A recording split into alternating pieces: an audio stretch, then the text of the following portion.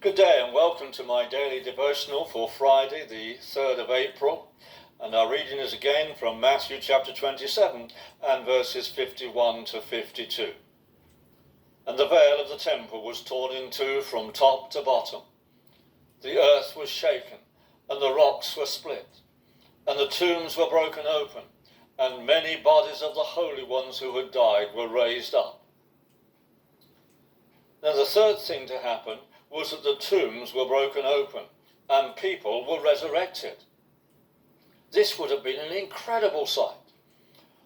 One like had never happened before, except in the case of Lazarus and the widow of Nain's son.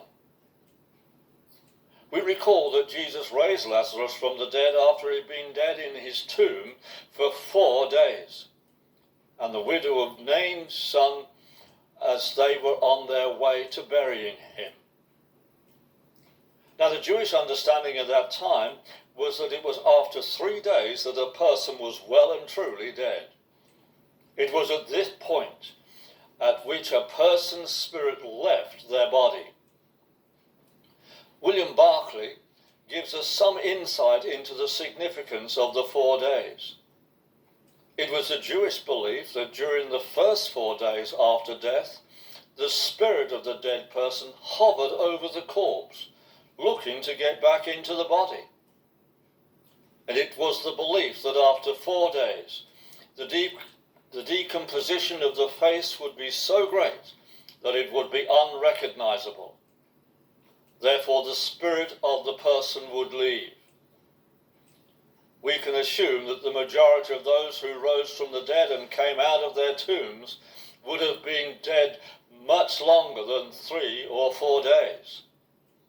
The power of the death of Jesus reaches far beyond those who are alive in real time. The power of his death reaches to us today. As we believe in him, his power rescues us from the living death of this life and brings us into the new resurrected life of Jesus. Let these words of Jesus encourage us.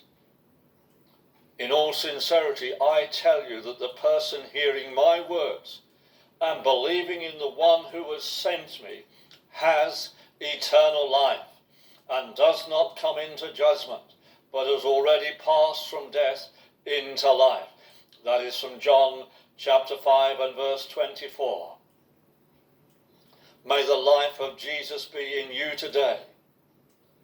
And pray for the medical staff dealing with this pandemic at this time.